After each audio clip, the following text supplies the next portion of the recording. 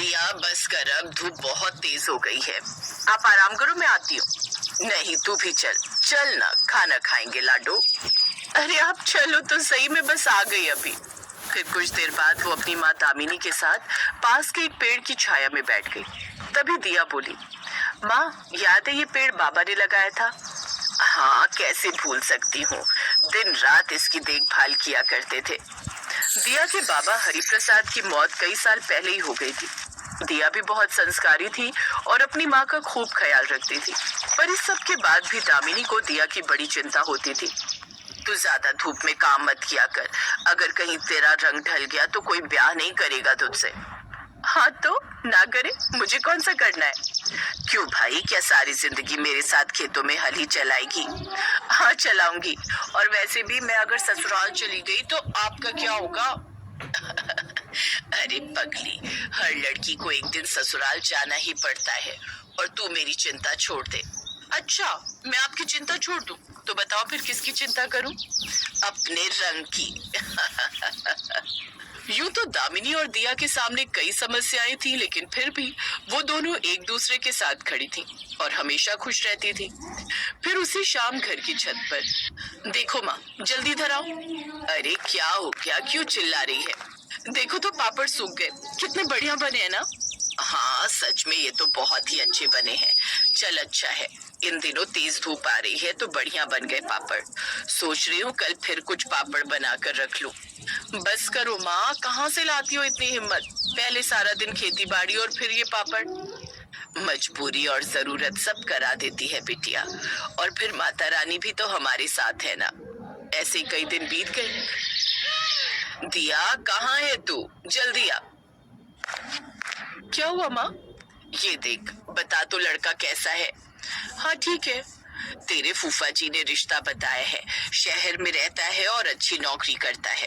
घर में बस पापा और मम्मी है इसके, राज करेगी तू। क्या बोलती है? अपनी माँ की बात सुनकर दिया चुप हो गई। उसने शादी से इनकार करने की कोशिश की, लेकिन दामिनी की जिद के आगे उसकी एक न चली, और फिर दिया की शादी राम से हो गई और दिया नई बहू बनकर राम के घर आ गई। दिया को लगा कि राम से शादी करके वो बहुत खुश रहेगी, लेकिन ये उसकी गलतफहमी ही थी।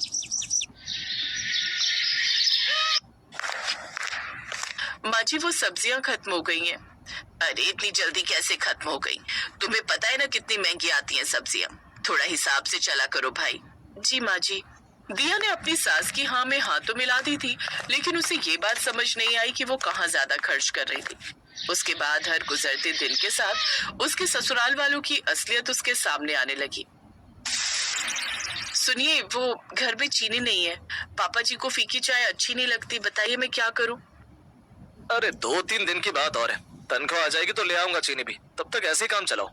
दिया समझ चुकी थी कि उसका ससुराल वैसा नहीं था जैसा वो सोचती थी। दूसरी तरफ उसे अपनी माँ दामिनी की भी चिंता हो रही थी, तो इस बारे में उसने अपने ससुराल वालों से बात की। अभी रुक जाओ यार दिया, इस महीने वैसे इतना खर्चा हो गया है। हाँ हाँ दिया, राम सही कह रहा है, अब तुम्हारी माँ को तो अकेले ही रहना है। ऐसे बार बार जाओगी तो वो तुम्हारे बिना रहने की आदत कैसे डाल पाएंगी, बताओ जरा। बार बार कहाँ पापा जी?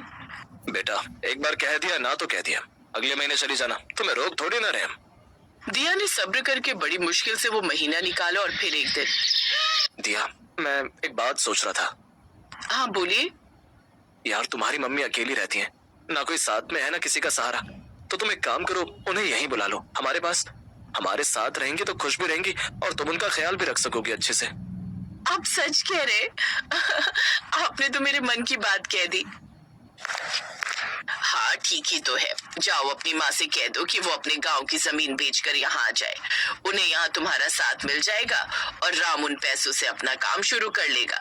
अब इस महंगाई में कब तक दूसरे की नौकरी करेगा वो?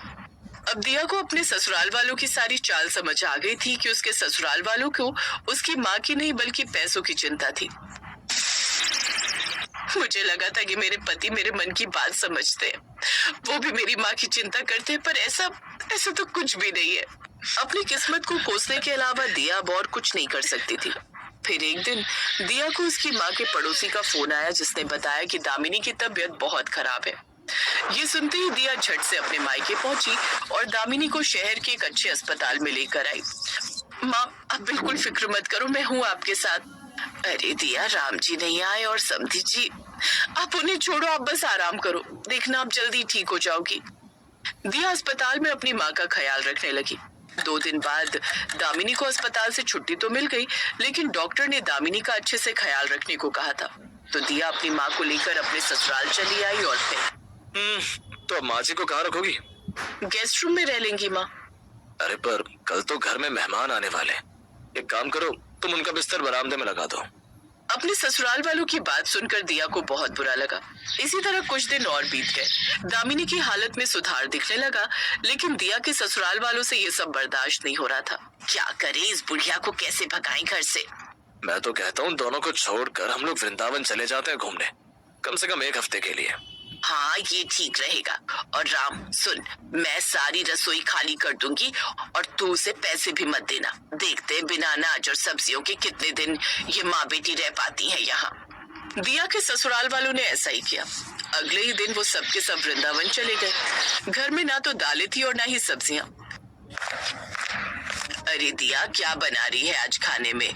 वो मुझे दवा खानी थी। तो दामिनी की बात पूरी होने से पहले ही दिया की आंखों से आंसू गिरने लगे, जिन्हें छुपाते हुए वो रसोई में चली गई। कुछ देर सोचने के बाद उसने अपने बनाए हुए पापड़ बाहर निकाले और फिर कुछ ही मिनटों बाद, लो माँ, आज आपके लिए स्पेशल डिश, राजस्थानी पापड़ की सब्जी, खाकर बताओ कैसी बनी है। दामिनी दिया की मजबूरियां समझ गई थी। फिर उसने जैसे ही पहला निवाला खाया, वाह, ये तो कमाल की बनी है बेटा। इतनी अच्छी पापड़ की सब्जी तो मैं आज तक नहीं बना पाई। लेकिन दिया और दामिनी अच्छे से जानते थे कि आगे उन्हें क्या करना है और कैसे करना है।